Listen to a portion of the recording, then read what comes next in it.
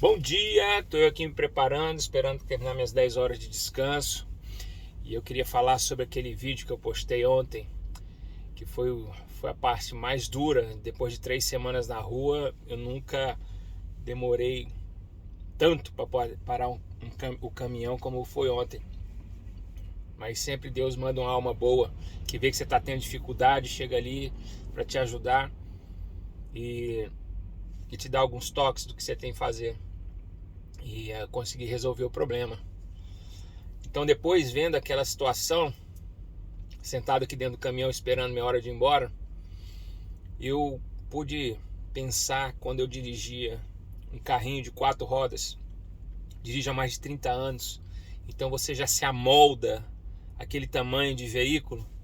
E eu me lembrava às vezes que as amigas da Paty, ou a Priscila, a Luna, paravam o carro na garagem lá de casa e eu saía com o nosso carro sem ter que mover o carro desse lado e fazia aquela manobra de uma forma tão fácil, tão automatizada, tão simples, tão mecânica. Já estava ali, as dimensões do carro já estão na tua cabeça, então você já tem aquilo ali de forma fácil a executar. Mas quando você muda esse raciocínio, você muda esse tamanho de ambiente para um ambiente de 18 rodas, você tem que se readaptar, você tem que mudar a sua forma de pensamento, você tem que mudar a forma de se moldar. E isso leva tempo, isso leva muito tempo. Mas eu acho que o meu pior defeito é exigir muito de mim mesmo, então eu fico querendo apressar o aprendizado. Mas eu sei que as habilidades que eu tenho de 30 anos de direção, elas vão aos poucos se amoldando a essa nova realidade. Então, quando eu me penso dentro de um carro pequeno, onde eu tenho todo o domínio, onde eu tenho aquela soberba, né, de poder dominar a situação, de saber o que eu estou fazendo com muita segurança, sem nenhum medo, sem nenhuma dúvida, quando você muda esse ambiente, você vem a dúvida de que se realmente você está no lugar certo, sabe? Mas isso me levou na meditação da palavra de Deus, que fala da transformação da nossa mente. A Bíblia fala assim: não vos conformeis com esse mundo, mas transformais a sua mente. E quando a gente se amolda a uma versão anterior do que nós éramos no mundo, você tirar e moldar a sua mente para uma nova dimensão muito maior em Cristo Jesus, às vezes assusta um pouco, porque a gente não tem noção do que pode ser essa imensidão. Mas a gente sempre vai ter aquelas pessoas que já estão há muito tempo no Evangelho para nos mostrar que é um caminho fácil, é um caminho, não é que é fácil, é um caminho de paz, é um caminho onde você se entregar a essa nova modalidade de vida, as coisas vão acontecendo. E aí Deus me levou a uma questão muito forte da oração, porque a oração, ela é a base de todas as decisões na nossa vida. E a Bíblia fala que nós não sabemos orar como convém. Então como é que a gente ora? Se a gente não sabe orar como convém, a gente não sabe pedir como convém, o que a gente deve fazer? Tem duas partes da Bíblia que se completam que eu gosto muito. Está em Mateus 7 e em Lucas 11, que fala quando Jesus, é o próprio Jesus falando de como orar. Ele fala assim: pedi e dar-se-vos-á, batei e abre-se-vos-á, buscai e acharei. Aí ele repete, fala assim: todo que pedir vai receber, todo que buscar vai achar, e todo que bater vai abrir. Aí ele fala assim: qual daqueles de vocês pais que um filho pede um pão, você dá uma pedra? Que o filho pede um peixe, você dá uma serpente? Que o filho pede um ovo, você dá um escorpião? Aí ele fala: vocês que são maus, olha só como a gente pensa que a gente é bom, né? Que é fazer o bem, né? Que nós estamos naquele âmbito, né? De pessoas que fazem o bem. A gente acha que isso aí vem da pessoa. Não vem da pessoa. Jesus fala: vocês que fazem o mal, vocês que fazem o mal, sabem dar boas coisas ao filho de vocês, muito mais o Pai de vocês pode lhe dar qualquer coisa. Em Mateus 7, ele fala: dará boas coisas ao que lhes pedirem. E aí eu gosto de Lucas, porque Lucas traduz essas boas coisas. E no original, essas coisas não são coisas materiais, não é um carro, não é uma casa, um apartamento, não é um ambiente. Essas coisas estão relacionadas à natureza, à coisa moral, aquilo que pode te dar a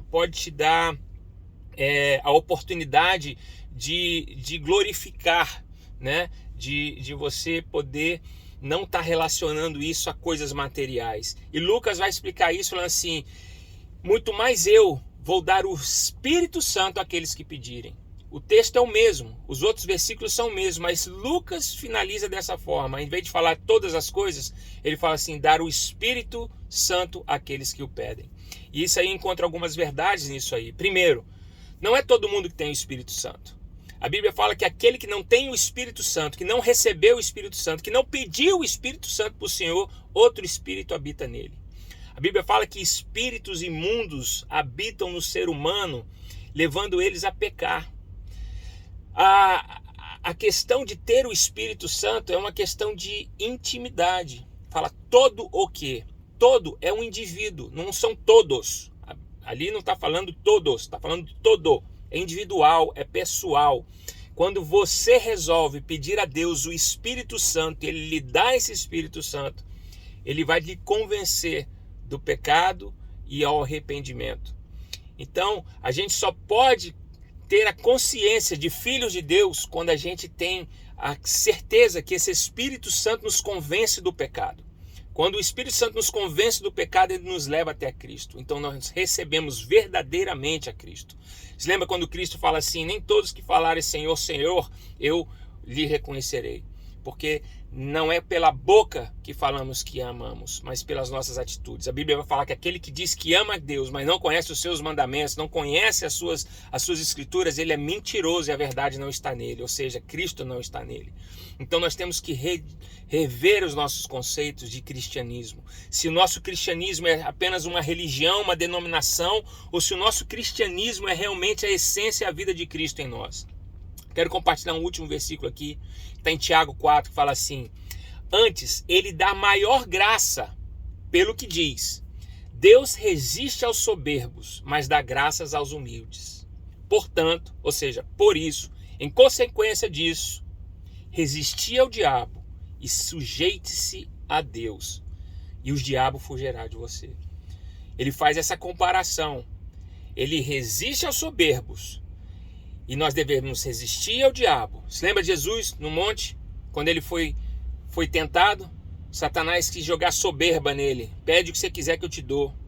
Resistir ao diabo. Porque toda essa soberba que tem no ser humano, isso não procede de Deus, sim da mente demoníaca do ser humano. A Bíblia fala que nossa mente é demoníaca.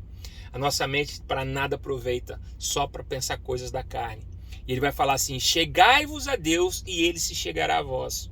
Deus é um Deus de reciprocidade. Ele é mais um Deus de resposta. Pede o Espírito Santo que eu dou. Chegue-se a mim, que eu chego a você. Bate, que eu abro. Estou à porta batendo. Se você abrir, eu entrarei. É um Deus reacionário. É óbvio que Deus é Deus, que pode fazer qualquer coisa no exato momento que Ele queira. Mas Ele sempre espera uma interação da gente. Ele fala: purificai as mãos, pecadores, e vós que sois de ânimo dobre, limpai o coração. Mão significa ação, aquilo que nós estamos fazendo dia a dia na nossa vida. Ele fala para nós limparmos as nossas mãos puras. As nossas ações têm que ser ações puras, como Ele é puro. E Ele fala: pessoas de ânimo dobre, pessoas inconstantes, pessoas que estão ora na igreja, ora no mundo, pessoas que estão ora louvando a Deus e participando das festas seculares, das festas que o mundo oferece, como o carnaval e outras coisas tantas. Ele fala que nós devemos limpar o nosso coração, a nossa razão. O nosso culto tem que ser racional a Deus. O nosso coração é a nossa mente, a nossa atitude, que leva às nossas atitudes. Então, quando ele fala que devemos purificar e limpar o nosso coração, nós não devemos ser de ânimo dobre. Ou a gente é quente ou a gente é frio. Aquele que está em cima do muro, o ânimo dobre, ele será vomitado. Antes você seja frio do que morno. Ele diz que ele deu espera, porque aí você está assumindo: ó, seguinte, senhor, eu sou frio, não tenho jeito. aí ele começa a tratar na nossa vida, porque ele começa a dar sistematicamente graça sobre graça, para que a gente possa entender e sair dessa frieza espiritual e entrar naquela coisa acalorada do espírito. Afligi-vos, lamentai e chorai, converta-se o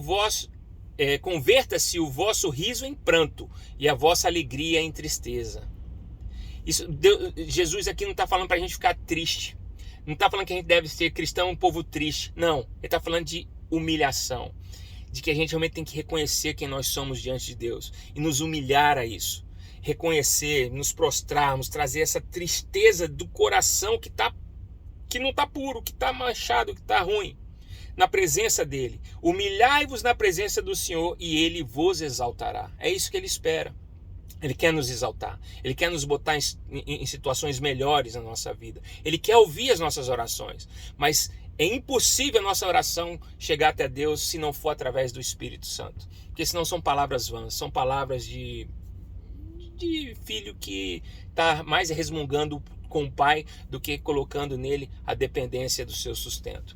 Então é isso que eu queria compartilhar com vocês. Deus, ele quer tirar a gente desse molde desse carro pequeno, né, dessa mesma forma mundana, e nos trazer para um caminhão, algo grande, algo maior, onde passo a passo nós vamos crescendo, nós vamos amadurecendo e nós vamos ganhando experiências. É isso que eu desejo passar no coração de vocês. Foi um pouquinho mais longo, mas é isso que Deus tinha para hoje. Um beijo no coração de cada um e até a próxima.